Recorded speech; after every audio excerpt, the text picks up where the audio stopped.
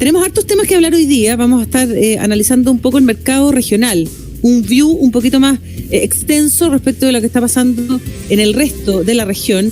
Y para eso vamos a saludar a esta hora a nuestro siguiente entrevistado. Él es Daniel Velandia, economista jefe de Credit Corp Capital Chile. ¿Cómo estás, Daniel? Un gusto saludarte. Hola, muy buenos días. ¿Cómo están? Muchas gracias por la invitación. Espero que todos estén bien por allá. Gracias a ti. Tenemos tanto que conversar contigo porque muchas veces nos quedamos mirando solamente lo que ocurre con el mercado local y es muy interesante ver la disparidad de desempeño económico que hay hoy día en Latinoamérica. No nos olvidemos que además nos ven siempre como un todo, ¿no es cierto? Como una sola región, pese a que hay distintos desempeños, distintas potencias exportadoras, importadoras, en fin.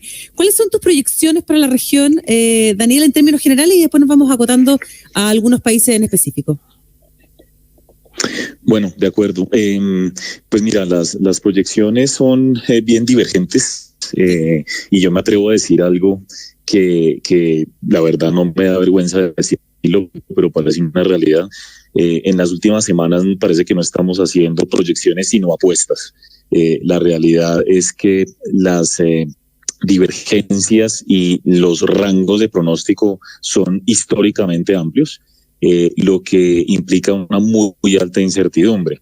De hecho, nosotros vamos a estar revisando, por ejemplo, la proyección de contracción económica para Chile para el 2020 la próxima semana, cuando salga el IMASEC. Dicho eso, te puedo anticipar, digamos, hoy tenemos oficialmente para Chile una contracción del 3%, pero creemos que el escenario más probable, insisto, dependiendo del dato de abril que va a definir mucho de lo que va a pasar en los próximos meses con la actividad económica, podría estar entre una contracción de 4 y 5% incluso, ¿no? Sobre todo con la noticia reciente de la cuarentena del Gran Santiago. En el caso de Colombia, por ejemplo, recuerda que Credit Corp Capital está basado en Colombia, Chile y Perú. Entonces, en el caso de Colombia, yo estoy basado en Bogotá precisamente. Acabamos de revisar la proyección de crecimiento para este año. Originalmente teníamos una contracción esperada del 2%, pero ahora oficialmente tenemos una contracción del 5,5%. Wow. Y esto se explica por una ampliación de la cuarentena unas semanas más de lo inicialmente previsto. Tal vez uno de los datos más preocupantes es el de Perú. Perú es un país, digamos, muy informal y eso hay que resaltarlo, que tal vez los países con mayor informalidad laboral y empresarial son los que más están sufriendo. Perú es muy informal, casi un 70% del país es informal, pero adicionalmente tiene un sistema de salud muy débil. El dato de contracción de la economía de solo marzo fue del 16%, nosotros en los próximos días también vamos a revisar el dato de contracción económica. Oficialmente, digamos, en los reportes tenemos un 4% aún de contracción, pero la realidad es que nos estamos aproximando a 2 dígitos de contracción. Es decir, no nos sorprendería ver un Perú contrayéndose 10 u 11%. Y eso tiene que ver con que es una de las cuarentenas más largas, las que está adoptando Perú en todo el mundo, me atrevería a decir, ya van más de 100 días de cuarentena, con la economía casi completamente cerrada, teniendo un impacto muy fuerte. Y bueno, nosotros también monitoreamos México, Brasil, Argentina. En el caso de México, por ejemplo, se esperaría una contracción cercana al 7 u 8%. En el caso de Brasil, alrededor del 5%. En el caso de Argentina, también cerca del 6 o 7%. Son números realmente muy gruesos, muy negativos, y la realidad es que todo el mundo nos pregunta por el 2021, pero ¿bien? Sin saber ni siquiera cómo va a cerrar el mes, digamos que hay mucha incertidumbre para lo que viene. Sí, muy gráfico lo que tú señalas respecto de las apuestas. De verdad que es muy difícil saber cómo va a ser el comportamiento. Lo que sí se puede vislumbrar, y me gustaría conocer tu opinión, es cuáles son las economías que hoy día están mejor paradas frente a una recuperación económica después de la crisis. Bueno, en ese sentido, realmente Chile es el que se ve mejor preparada desde el punto de vista institucional, te lo diría, ¿sí? Digamos que en este tipo de crisis o en general en las crisis en el mundo, los países con mayor fortaleza institucional, con democracias sólidas y sobre todo con instituciones económicas fuertes, son los países que usualmente salen más rápido o pueden salir incluso más fortalecidos de una situación como la actual. Definitivamente, el manejo que se le ha dado a la pandemia en Chile lo está poniendo por sobre otros países de la región.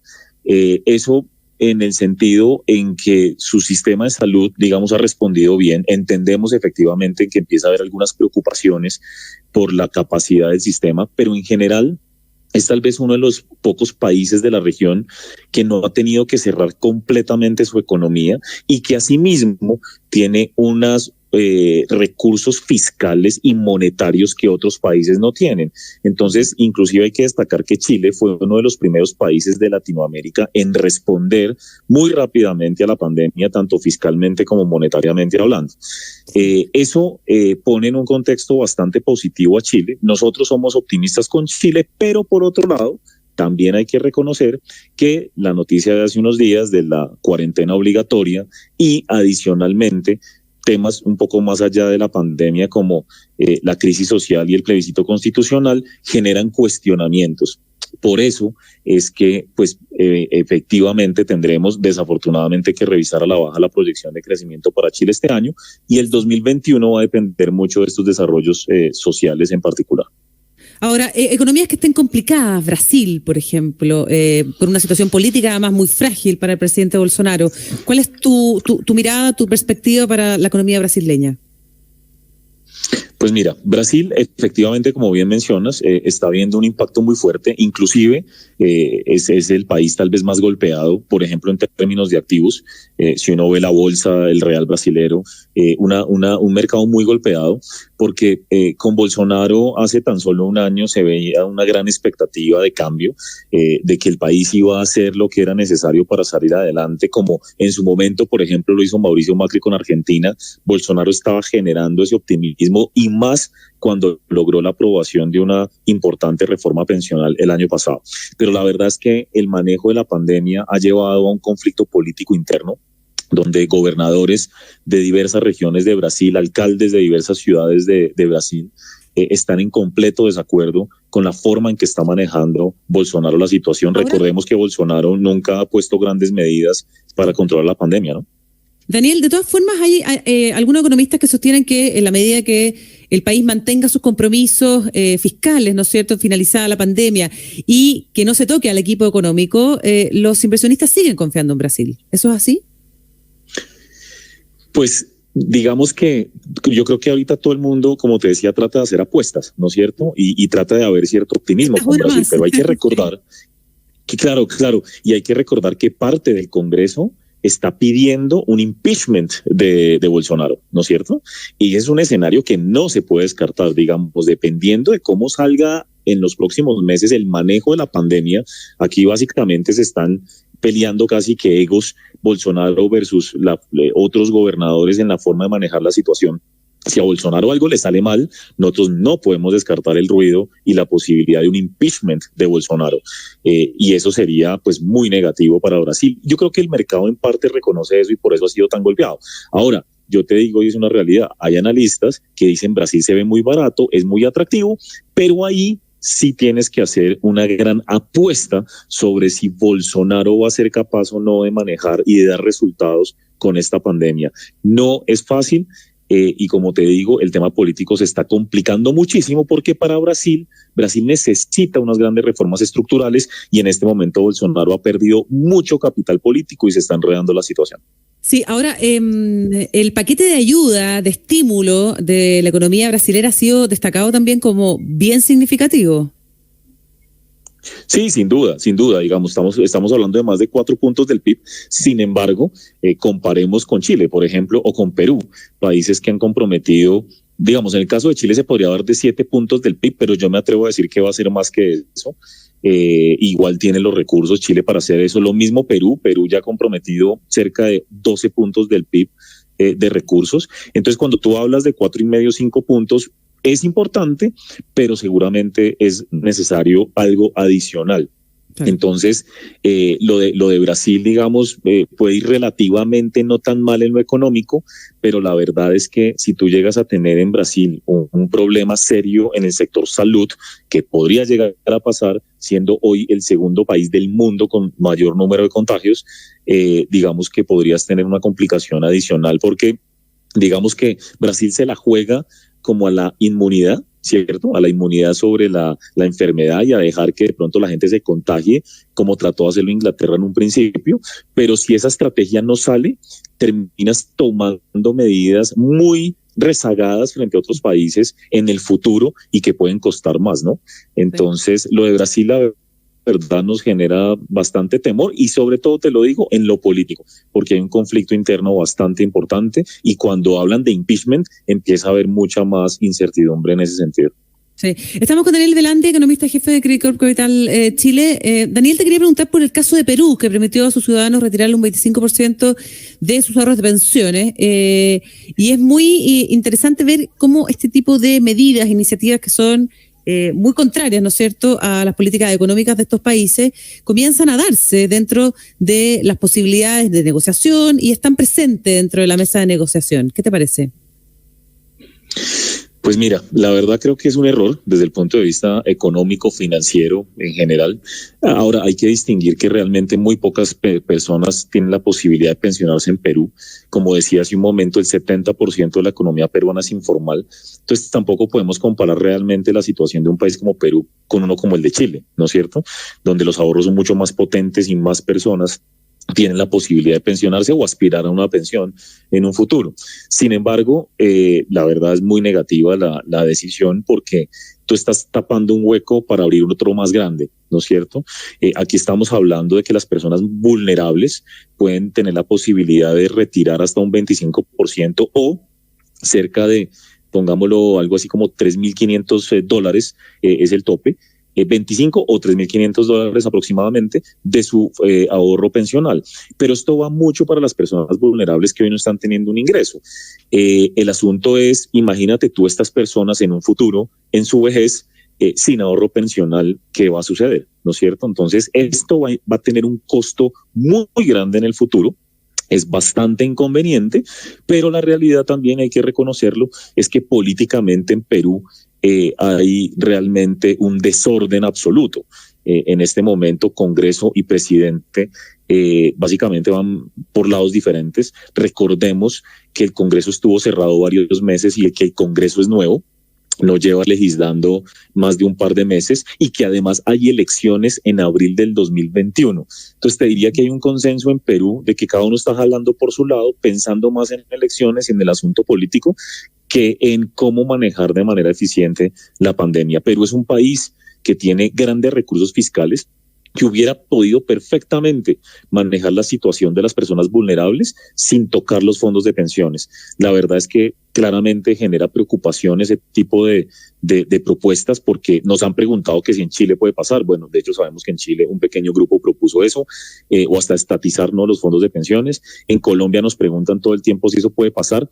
Pues la verdad es que esperaríamos que en países como Chile o Colombia no pasara algo así por la institucionalidad y porque además, como te decía, hay muchas más personas que tienen la posibilidad de pensionarse en otros países como Chile o Colombia, por lo que las personas, un grupo mayor de la población es consciente de que si toca sus ahorros hoy, su vejez va a ser muy complicada, ¿no es cierto? Entonces, yo esperaría que eso no suceda en otros países, pero definitivamente es una preocupación y es una preocupación a nivel mundial que el populismo empiece a ser, digamos, líder en muchas situaciones, sobre todo en un momento donde las personas más vulnerables están pasando necesidades. ¿Sí? ¿Algunos otros países que veas también con preocupación desde el punto de vista político-populista, Daniel? México. México está pasando un momento complejo. Digamos que que México ha venido enfrentando problemas, por ejemplo, con Estados Unidos, con la guerra comercial. Los empresarios no confían en López Obrador, básicamente porque es un presidente que no tiene como un camino fijo, determinado, digamos, no está claro cuál es el plan, y ha venido echando para atrás algunas reformas estructurales que había hecho su predecesor Peña Nieto en sectores tan importantes como el de energía. Recordemos que pues Pemex es una importante compañía para el Estado y está teniendo graves problemas hoy, además con precios del petróleo tan bajo. Entonces, también es un tema político. Fíjate que todas tus preguntas me llevan a lo mismo. Los países que en este momento se ven más vulnerables y más complicados son los países que tienen problemas políticos y que no tienen cohesión política. O inclusive que tiene una democracia un poco más frágil, ¿no es cierto? Y es el caso de Brasil, Argentina o México en este momento. Entonces, México está atravesando por un momento muy complicado y pues el presidente López Obrador también ha optado por casi que la estrategia de la impunidad y ahí hay muchas preguntas abiertas sobre qué va a pasar. Si tú me permites, te quería decir que una cosa es la economía y otra los mercados, ¿no? Porque esto me lleva a decir que a pesar de toda esta situación, fíjate cómo estoy diciendo que Perú se puede contraer a doble dígito este año en su crecimiento, Chile puede caer 4 o un poco más, Colombia cae 5,5 y hemos tenido un muy buen comportamiento en las últimas semanas, principalmente de los bonos, las tasas de interés cayendo y las monedas de estos países. Y uno se pregunta, ¿y por qué no? Y bueno, ahí tienes la otra contrapartida y es que las autoridades han sido tan agresivas y han respondido tan rápido, sobre todo las del mundo desarrollado, con tanta liquidez inyectándose, que creo que eso está jugando un rol en los mercados y eso me lleva a decirte que hay una dificultad para lograr entender por qué estamos en la peor crisis en 100 años, pero los activos de riesgo se están comportando relativamente bien, ¿no? Aquí lo económico no siempre... Absolutamente desacoplado, sí. Un mercado del otro, ¿no? Total. De la economía real, sí. Los fundamentos como que no son, digamos, la principal variable y eso tiene una medida en la liquidez. Y te menciono esto y discúlpame que no me lo preguntaste, pero lo digo porque los inversionistas nos preguntan todo el tiempo eso, dicen, oye, tu discurso económico es fatal, y sí, el mío y el de todo el mundo, ¿no es cierto? Estamos en el peor momento en 100 años en la economía mundial, pero por otro lado, salen inversiones, salen recomendaciones, inclusive hoy por hoy hay bancos de inversión que recomiendan comprar México, que recomiendan comprar Brasil, y yo creo que eso tiene mucho que ver con ese tema de que estamos en unos niveles de liquidez históricamente altos, tasas de interés extremadamente bajas alrededor del mundo, y eso genera el incentivo a buscar retorno en países que hacen las cosas relativamente bien, ¿no? Muy bien. Daniel Velandi, economista jefe de Credit Corp Capital Chile, muchas gracias por haber estado con nosotros con esta mirada y esta perspectiva un poquito más global respecto de nuestro continente. Que te vaya muy bien. Buenos días.